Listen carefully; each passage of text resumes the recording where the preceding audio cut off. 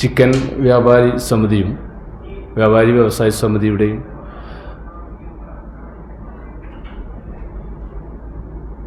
നേതൃത്വത്തിലുള്ള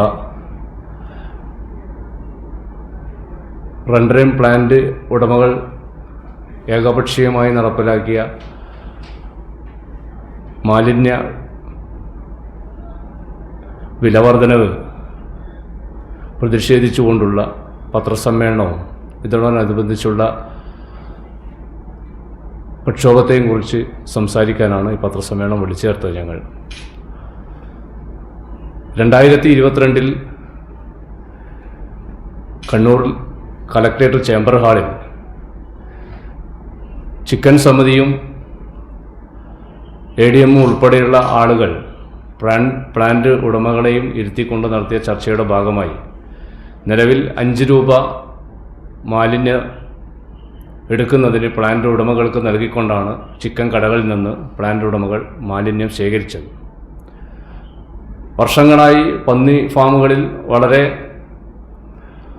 ഫ്രീയായി കടകളിൽ നിന്നും നൽകി വരുന്ന മാലിന്യം ഈ റണ്ടറിയം പ്ലാന്റിലേക്ക് പോകുമ്പോൾ അത് മാലിന്യമല്ല എന്നും അവരുടെ ഉൽപ്പന്നത്തിൻ്റെ അസംസ്കൃത പദാർത്ഥമാണ് എന്ന നിലയിൽ വെച്ചുകൊണ്ട് തന്നെ ഇതിനെ കാണുകയും 5 രൂപ നിലവിൽ അത് കൊടുക്കുകയും എന്നാൽ 6 മാസത്തിന് ശേഷം ഇതിൽ കുറവ് വരുത്തുകയും ചെയ്യും എന്ന നിലയിലാണ് അന്ന് കളക്ടർ അധ്യക്ഷനായുള്ള ആ യോഗം അംഗീകാരം നൽകിയത്. എന്നാൽ തുടർന്ന് ഇങ്ങോട്ട് ചിക്കൻ വ്യാപാരി സമിതിയുടെയും വ്യാപാരി വ്യവസായ സമിതിയുടെയും ഇടപെടലിൻ്റെ ഭാഗമായി കണ്ണൂർ ജില്ലയിലെ മുഴുവൻ സ്ഥാപനങ്ങളിൽ നിന്നും റണ്ടറിയം പ്ലാന്റിലേക്ക് മാലിന്യം കൊടുക്കുന്നതിന് വലിയ രീതിയിലുള്ള ശ്രമം നടത്തുകയും റണ്ടറിയം പ്ലാന്റിലേക്ക് ആവശ്യത്തിലധികം മാലിന്യം എത്തിക്കുന്നതിനു വേണ്ടി കഴിച്ചിട്ടുണ്ട്. മാലിന്യം വർദ്ധിക്കുന്നതോടുകൂടി ഈ മാലിന്യത്തിൻ്റെ വില കുറക്കും എന്ന് പറഞ്ഞ റണ്ടറിയം പ്ലാന്റ് ഉടമകൾ അതിൽ പ്രത്യേകിച്ച് ഏകപക്ഷീയമായി മട്ടന്നൂർ